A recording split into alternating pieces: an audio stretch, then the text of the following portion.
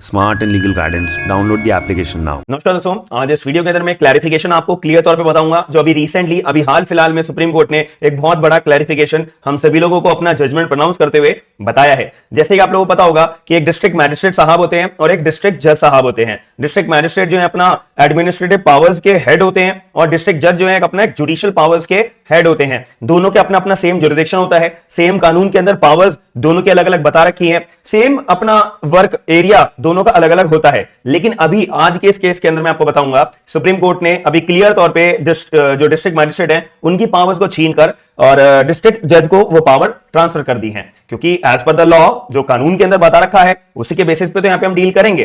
तो अब ये कौन सा मुद्दा था, क्या डिस्प्यूट था, क्या नहीं था, अभी सुप्रीम कोर्ट का जो पर्टिकुलर जजमेंट की कॉपी मैंने आप लोगों के लिए ओपन करी है ताकि आपको भी एक जजमेंट कॉपी पढ़ते कैसे हैं इसका क्लियर इंडिकेशन आपको मिलता रहेगा।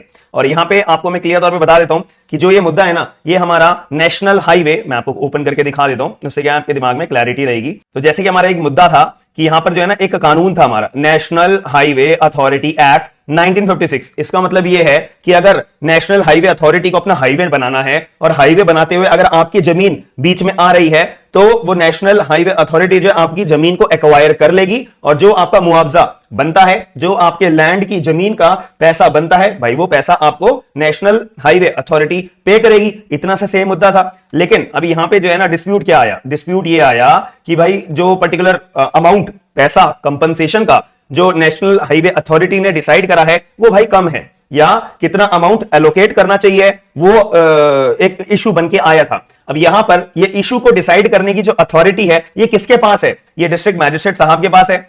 ठीक है, क्या डिस्ट्रिक्ट मैजिस्ट्रेट कंपिटेंट है कि इस मुद्दे को सुनने के लिए, लीगैलिटी को सुनने के लिए, वैलिडेट करने के लिए? स्पेशल लैंड एक्विजिशन ऑफिसर ने जो भी अपना अमाउंट डिसाइड करा है और वो अमाउंट अगर डिस्प्यूटेड लग रहा है पार्टी को, पार्टी अगर उस अमाउंट पे सेटिस्फाई नहीं है तो इसकी जो सुनवाई होगी क्या वो डिस्ट्रिक्ट मैजिस्ट्रेट साहब के पास होगी या डिस्ट्रिक्ट जज के पास होगी? ये एक बहुत बड़ा कंफ्यूजन यहां पर बनकर आई थी। अब इस कंफ्यूजन को दूर करने के लिए सबसे पहले जो पार्टी थी, जो दुखी पार्टी थी, जो एग्री पार्टी थी, वो गई थी अपना इलाहाबाद हाई कोर्ट के अंदर इस मुद्दे को सुनने के लिए, क्योंकि इलाहाबाद हाई कोर्ट का अपना जुरिडिक्शन बन रहा था।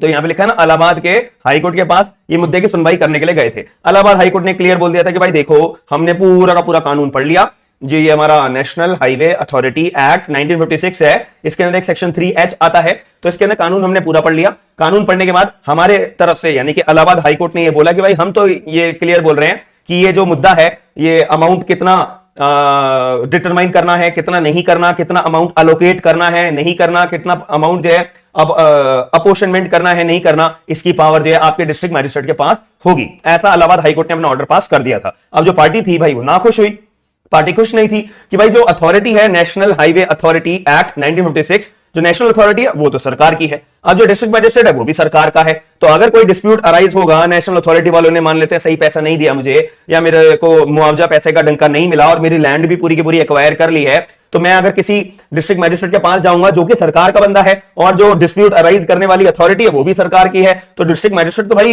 एक तरीके से फेवरिज्म हो जाएगा ना। तो वो सरकार की अथॉरिटी को कैसे उनके खिलाफ ऑर्डर पास कर सकता है? थोड़ी बायसनेस तो आ सकती है, ऐसा अनुमान लगाया जा सकता है ना। तो इस वजह से इस बात को क्लैरिफाई करने के लिए इलाहाबाद हाईकोर्ट के अंदर पिटीशन फाइल हुई थी। इलाहाबाद हाईकोर्ट ने कहा भाई वो हमें नहीं पता, हम क्लियर बोल रहे हैं कि ये डिस्ट्रिक्ट मैजिस्ट्रेट के पास पावर रहेगी। अब यहां पे फिर जब ये मुद्दा आया तो इस केस के अंदर मैं आपको एक चीज क्लियर कर देता हूं। वीडियो में आगे बढ़ने से पहले मैं एक बहुत जरूरी जानकारी मैं आपको देना चाहता हूं। बहुत सारे एडवोकेट्स, यंग एडवोकेट्स परेशान होते हैं कि मेरे को अगर पर्टिकुलर कोई एप्लीकेशन फाइल करनी है कोर्ट के अंदर, मेरे को अगर कोई पर्टिकुलर केस फाइल करना है एक कोर्ट के अंदर, ट्राइब्यूनल के अंदर कोई एप्लीकेशन लगानी है, कोई गवर्नमेंट अथॉरिटी के पास में कोई एप्लीकेशन लगानी है, इनफैक्ट मेरे को अपने जहां पे मैं जॉब कर रहा हूं वहां पर कोई एप्लीकेशन लगानी है, तो उसका ड्राफ्ट का फॉर्मेट क्या होता है, सारे के सारे सभी लोगों के लिए मैंने एक सिंपल सॉल्यूशन आप सभी लोगों के लिए लेकर आ गया हूं। कंप्लीट आपको जो है 4000 से ज्यादा ड्राफ्ट केवल और केवल 499 के अंदर आपके लिए मैं लेकर आ चुका हूं।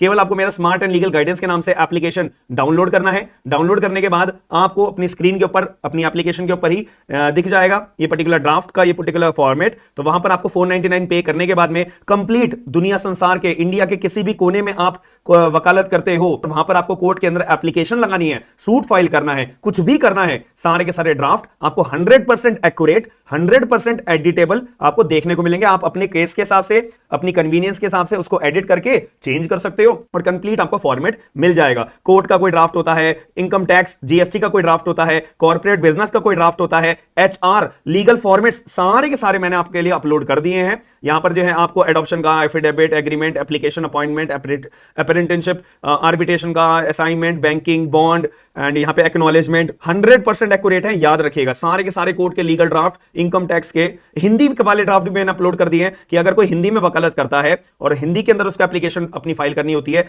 हिंदी वाले भी मैंने ड्राफ्ट सारे के सारे डाल दिए हैं। Supreme court, high court, district court, civil court, tribunal, XYZ किसी भी जगह पे आपको ड्राफ्ट फाइल करना है तो ये कंप्लीट सॉल्यूशन मैंने आपके लिए ला चुका हूं।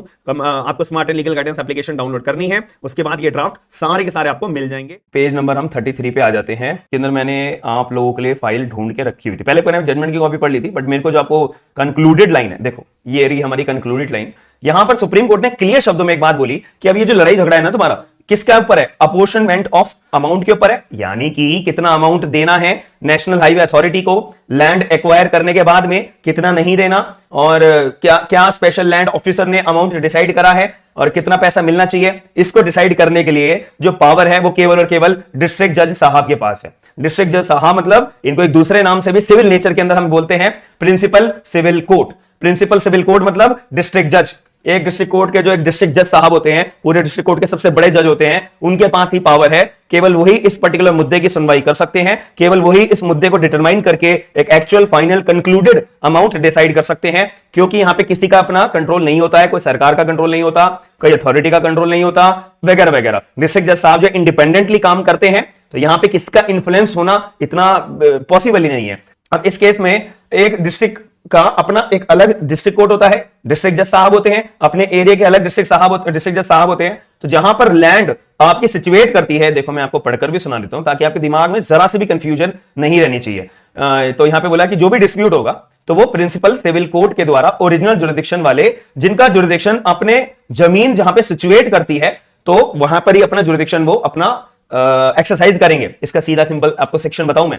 आप अगर सेक्शन नंबर 16 सीपीसी का 1908 पढ़ लोगे ना, बिल्कुल पानी की तरह आपके दिमाग में क्लियर हो जाएगा। सेक्शन 16 यहां पे एप्लीकेबल करो, अपना जवाब बिल्कुल क्लियर हो जाएगा। क्योंकि सेक्शन 16 हमारा यही बात करता है सीपीसी का कि अगर कोई भी इमूवेबल प्रॉपर्टी के रिगार्डिंग कोई भी डिस्प्यूट होता है आपका, तो उसके अंदर अपने 6-7 पॉइंट्स बता रखे हैं। तो उसके बाद वो डिस्प्यूट सुनने की पावर हमेशा और हमेशा उस कोर्ट के पास होगी जहां पर लैंड सिचुएटेड होगा। और सुप्रीम कोर्ट ने बोल दिया कि अगर आपका नेशनल हाईवे अथॉरिटी एक्ट 1956 के कंपनसेशन के regarding, apportionment of amount of compensation के रिगार्डिंग कोई भी मुद्दा होगा, तो उसकी सुनवाई डिस्ट्रिक्ट मैजिस्ट्रेट नहीं कर सकते, डिस्ट्रिक्ट जज करेंगे, प्रिंसिपल सिविल कोर्ट करेंगे। तो ये हमारे, और ये सारी की सारी पावर्स वेस्ट होती है केवल डिस्ट्रिक्ट कोर्ट के पास में, डिस्ट्रिक्ट जज साहब के पास में, डिस्ट्रिक्ट मैजिस्ट्रेट के पास एडमिनिस्ट्रेटिव वाले नहीं होते।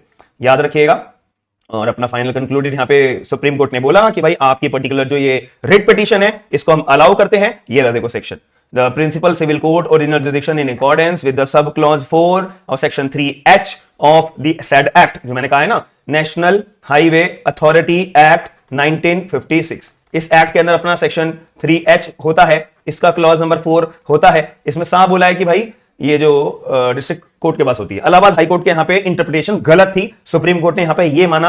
और जो यहां पे लिखा हुआ है ना कि जो भी डिस्ट्रिक्ट मैजिस्ट्रेट ने अपना माऊ के अंदर ऑर्डर पास करा है, उसको क्वैश करा जाता है, उसको सेटिसाइड करा जाता है। ये रही अपने रिट पिटीशन की एप्लीकेशन नंबर। इतनी सी बात है, सारा का सारा जजमेंट मैंने आपको क्रक्स के अंदर बिल्कुल और कोई कॉस्ट नहीं लगाई। भाई को ये बहुत बढ़िया बात करी है कि यहाँ पे कोई कॉस्ट नहीं लगाई सुप्रीम कोर्ट ने, क्योंकि एज पर सेक्शन 35 हो गया, 34 हो गया, ठीक है, यहाँ पे कोर्ट के पास पूरी अथॉरिटी होती है। अगर रिट पिटीशन सुन रहे हो और उसमें लगा कि भाई पार्टी गलत है, बेवजह अपना अपना मुद्दा लेके आ रही है, तो डिस्ट्रिक्ट मैजिस्ट्रेट का कोई मतलब ही नहीं है। इस सेक्शन में साफ बोल रखा है, ठीक है, डिस्ट्रिक्ट जज के पास पावर होगी, तो तुमने क्यों करा, कॉस्ट इंपोज कर सकते हैं। बाकी अगर वीडियो पसंद आई है, जो मैंने आपको डिटेल्स में बताया है, it is very important for your awareness point of view.